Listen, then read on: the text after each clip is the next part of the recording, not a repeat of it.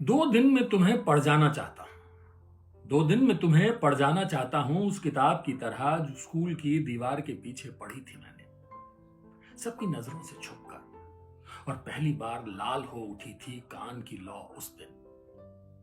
2 दिन तक मैं रहना चाहता हूं उस घर में जो हम बनाते थे 2 कुर्सियों के दरमियान, जिसकी छत और दीवारें होती थी कुर्सियों पर ढलकाई हुई।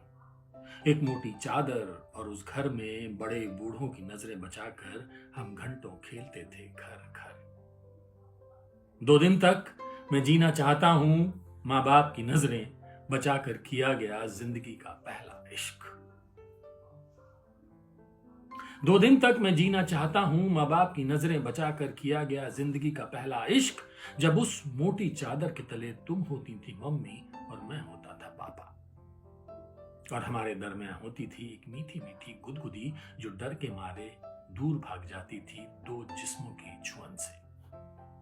2 दिन बहुत कम है प्रियतमा, लेकिन 2 दिनों में डूब जाना चाहता हूं मैं प्रेम के दरिया में। और सुनो, तुम कहीं उतर ना आ जाना इस प्रेम के दरिया में। मेरा यकीन करो, मिलूंगा मैं तुम्हें दरिया के उस पार 2 दिन बाद, क्योंकि पहचान है मुझे इस दरिया की और इसकी उल्टी धार की भी।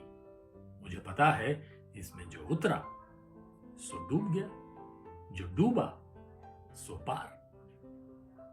दरिया खुसरो प्रेम का।